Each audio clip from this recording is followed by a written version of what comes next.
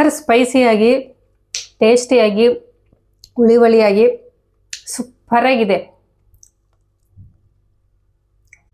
Summer special ಮಾವಿನಕಾಯಿ ಉಪ್ಪಿನಕಾಯಿ. Summer ಅಂದ್ರೇ ಮಾವಿನಕಾಯಿ ಅಲ್ವಾ? ಮಾವಿನಕಾಯಿ ಅಂದರೆ ಉಪ್ಪಿನಕಾಯಿ ಕಂಪಲ್ಸರಿ. ನೀವು ಇನ್ನೂ ಉಪ್ಪಿನಕಾಯಿ ಹಾಕಿಲ್ವಾ? ಉಪ್ಪಿನಕಾಯಿ ಯಾವ ರೀತಿ ಮಾಡೋದು ತೋರಿಸ್ತೀನಿ ಬನ್ನಿ. ಈ ಸಮ್ಮರಲ್ಲಿ ನೀವಿನ್ನೂ ಉಪ್ಪಿನಕಾಯಿ ಹಾಕಿಲ್ವಾ? ಹಾಗಾದರೆ ಸಿಂಪಲ್ಲಾಗಿ ಈಸಿಯಾಗಿ ಯಾವ ರೀತಿ ಉಪ್ಪಿನಕಾಯಿ ಹಾಕ್ಬೋದು ಅಂತ ತೋರಿಸ್ಕೊಡ್ತೀನಿ ಇವತ್ತಿನ ವಿಡಿಯೋದಲ್ಲಿ. ಆಂಧ್ರ ಸ್ಟೈಲಲ್ಲಿ ಇವತ್ತು ನಾನು ಉಪ್ಪಿನಕಾಯಿನ ಹಾಕ್ತಾ ಇದ್ದೀನಿ. ನೋಡಿ, ನಾನು ಎಷ್ಟೊಂದು ಉಪ್ಪಿನಕಾಯಿ ಹಾಕ್ಕೊಂಡಿದ್ದೀನಿ, ಕಾಣಿಸ್ತಿದೆ ಅಲ್ವಾ? 1 2 3 4 5 6 ಇಷ್ಟೇ ಅಲ್ಲ, ಇನ್ನು ಈ ಥರದ್ದು 3 ಬಾಟಲ್ಸ್ ಇದೆ. ಅದನ್ನು ನಾನು ಫ್ರೆಂಡ್ಸ್ಗೆ ಕೊಟ್ಟಿದ್ದೀನಿ. ಸೊ ಇಷ್ಟನ್ನು ನಾನು ಇವತ್ತು ನನಗೋಸ್ಕರ ಅಂತ ಈ ವರ್ಷ ಇಷ್ಟನ್ನು ಮಾಡಿಟ್ಕೊಂಡಿದ್ದೀನಿ. ಇನ್ನೂ ಒಂದು ಇದರಲ್ಲಿ ಅರ್ಧದಷ್ಟು ಫ್ರೆಂಡ್ಸ್ಗೆ ಕೊಟ್ಟೆ, ಅವರು ಬೇಕಂತ ಅಂದಿದ್ದಕ್ಕೆ ಅವ್ರಿಗೆ ಇಷ್ಟ ಆಗುತ್ತೆ ಅಂತ.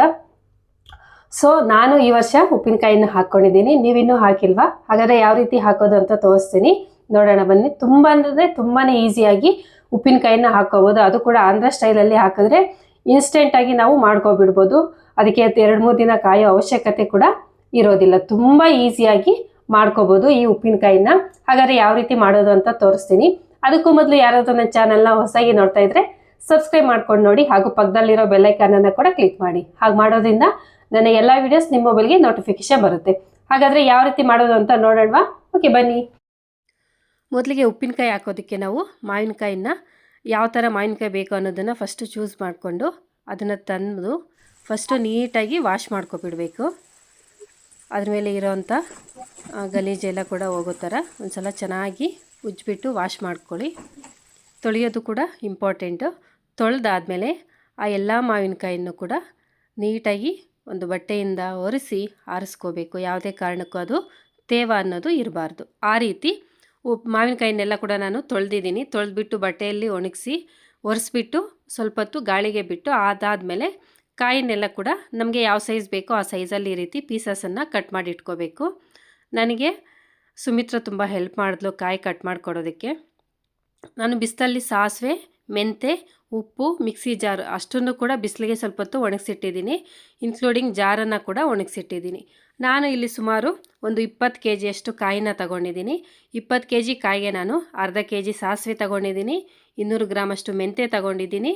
ರುಚಿಗೆ ತಕ್ಕಷ್ಟು ಉಪ್ಪು, ಖಾರ ನೋಡಿಕೊಂಡು ಹಾಕ್ಕೊಳ್ಳಿ. ನಿಮಗೆ ಇಷ್ಟ ಆಗೋರು ಬೆಳ್ಳುಳ್ಳಿ ಕೂಡ ಹಾಕ್ಕೋಬೋದು. ನಾನು ಈ ಸಲ ಬೆಳ್ಳುಳ್ಳಿ ಏನೂ ಹಾಕಿಲ್ಲ. ಹಾಗಾಗಿ ನೀವು ಇಷ್ಟ ಇದ್ದರೆ ಬೆಳ್ಳುಳ್ಳಿ ಕೂಡ ಹಾಕ್ಕೊಳ್ಳಿ, ತುಂಬಾ ಚೆನ್ನಾಗಿರುತ್ತೆ. ಸಾಸಿವೆ ಮತ್ತು ಮೆಂತೆ ತುಂಬಾ ಇಂಪಾರ್ಟೆಂಟು, ನಾವು ಎಷ್ಟು ಹಾಕ್ತೀವಿ ಅನ್ನೋದು.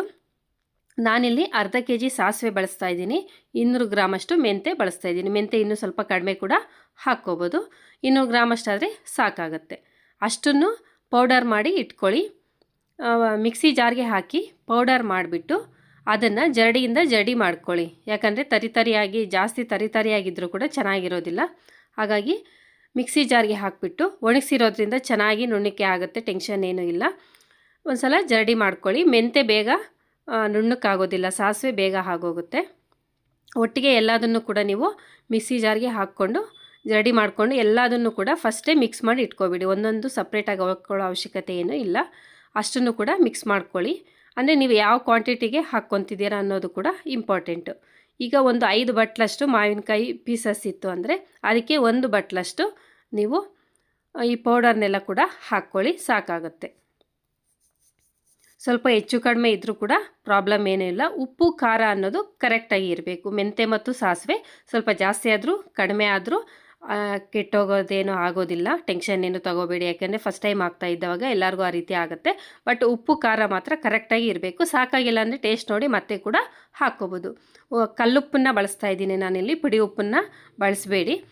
ಕಲ್ಲುಪ್ಪನ್ನು ಬಳಸೋದ್ರಿಂದ ಜಾಸ್ತಿ ದಿನ ಚೆನ್ನಾಗಿ ಟೇಸ್ಟಿಯಾಗಿ ಕೂಡ ಇರುತ್ತೆ. ಅದನ್ನು ಕೂಡ ಪೌಡರ್ ಮಾಡ್ಕೋಬೇಕು.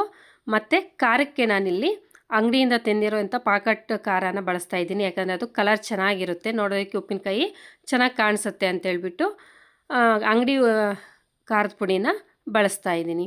ಅದು ಕೂಡ ಖಾರ ಎಷ್ಟಿದೆ ಅನ್ನೋದನ್ನು ನೋಡಿಕೊಂಡು ನಿಮಗೆ ಎಷ್ಟು ಬೇಕೋ ಅಷ್ಟನ್ನು ಹಾಕ್ಕೊಳ್ಳಿ. ಹೇಳಿದೆ ಅಲ್ವಾ, ಉಪ್ಪು ಖಾರ ಅನ್ನೋದು ನಮಗೆ ಟೇಸ್ಟ್ಗೆ ಬಿಟ್ಟಿದ್ದು. ಉಪ್ಪು ಒಂಚೂರು ಜಾಸ್ತಿ ಇದ್ದರೂ ಪರವಾಗಿಲ್ಲ, ಹಂಗಂತ ಜಾಸ್ತಿ ಆದರೂ ತಿನ್ನೋಕ್ಕಾಗೋದಿಲ್ಲ ಅಲ್ವ. ಸೊ ನೋಡಿಕೊಂಡು ಹಾಕ್ಕೊಳ್ಳಿ. ಸ್ವಲ್ಪ ಕಡಿಮೆನೇ ಹಾಕ್ಕೊಂಡಿದ್ದು. ಬೇಕು ಅಂದರೆ ಮತ್ತೆ ಮಿಕ್ಸ್ ಮಾಡ್ಕೊಳ್ಳಿ, ಮತ್ತೆ ಮಿಕ್ಸ್ ಮಾಡ್ಕೋಬೋದು, ಪ್ರಾಬ್ಲಮ್ ಏನು ಕೂಡ ಇಲ್ಲ.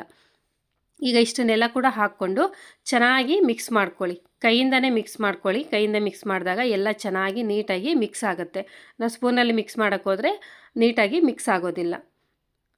ನಿಮಗೆ ಖಾರ ಆಗೋದಿಲ್ಲ ಅನ್ನೋರು ಗ್ಲೌಸ್ ಏನಾದರೂ ಬಳಸ್ಕೊಂಡು ನೀವು ಮಿಕ್ಸ್ ಮಾಡ್ಕೋಬೋದು. ಚೆನ್ನಾಗಿ ಕೈಯಿಂದನೇ ಮಿಕ್ಸ್ ಮಾಡ್ಕೊಳ್ಳಿ. ಮಿಕ್ಸ್ ಮಾಡ್ತಿದ್ರೇ ಅದರ ಸ್ಮೆಲ್ ಘಮ್ ಅಂತ ಬರ್ತಾ ಇರುತ್ತೆ. ಆ ಸ್ಮೆಲ್ಗೆ ನಾವು ಟೆಂಪ್ಟ್ ಆಗ್ತಾ ಇರ್ತೀವಿ, ಅಷ್ಟು ಚೆನ್ನಾಗಿ ಗಮ್ ಬರುತ್ತೆ.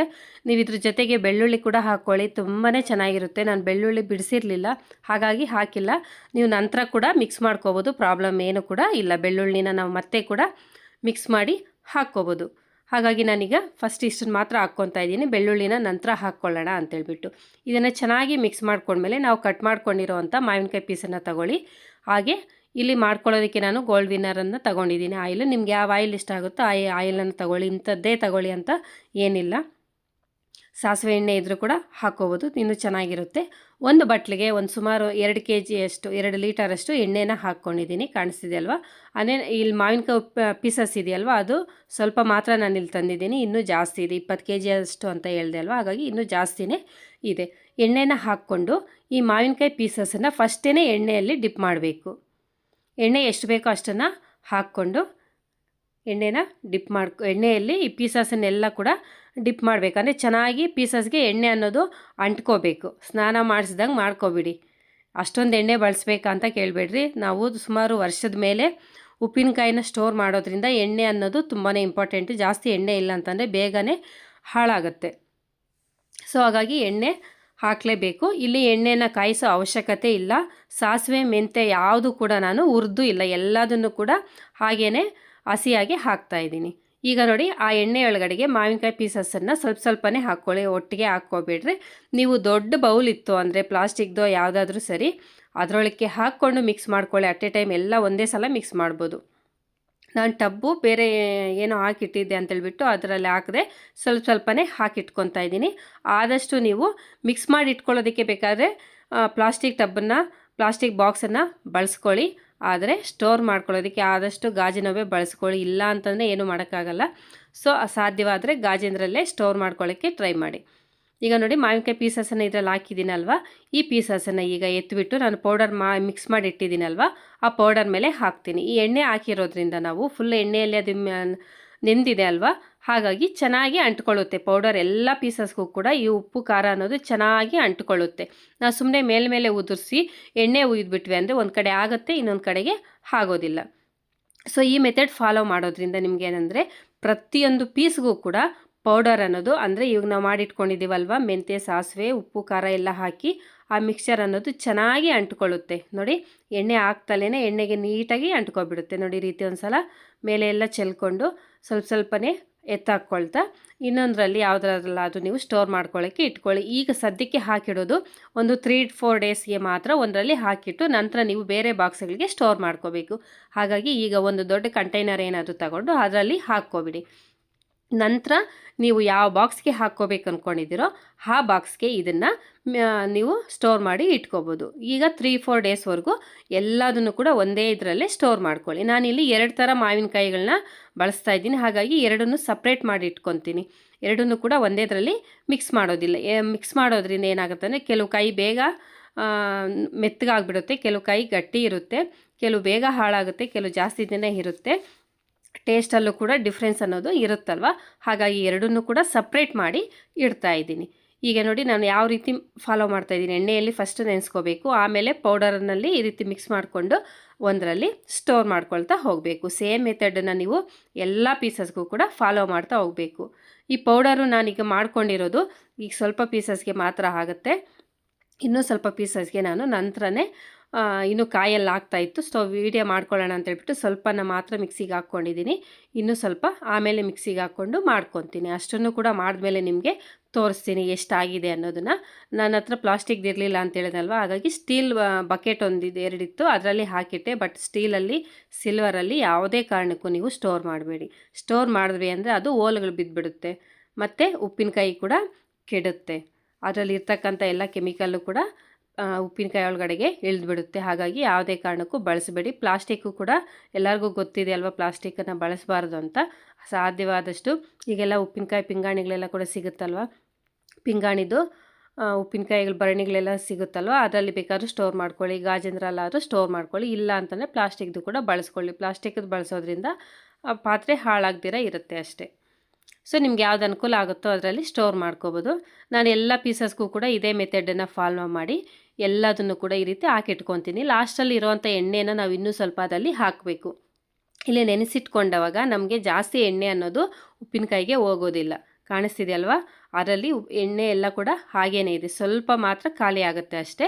ನಾವು ಇದನ್ನೆಲ್ಲ ಮಿಕ್ಸ್ ಮಾಡಿ ಆದಮೇಲೆ ಪೌಡರ್ ಜೊತೆ ಮತ್ತೆ ಅದ್ರ ಮೇಲೆಗೆ ಸ್ವಲ್ಪ ಎಣ್ಣೆಯನ್ನು ಉಯ್ಬೇಕಾಗುತ್ತೆ. ಇದೇ ಎಣ್ಣೆನೇ ಅದಕ್ಕೆ ಉಯ್ಕೋಬೋದು, ಬೇರೆ ಎಣ್ಣೆ ಹಾಕಬೇಕು ಅಂತ ಏನಿಲ್ಲ.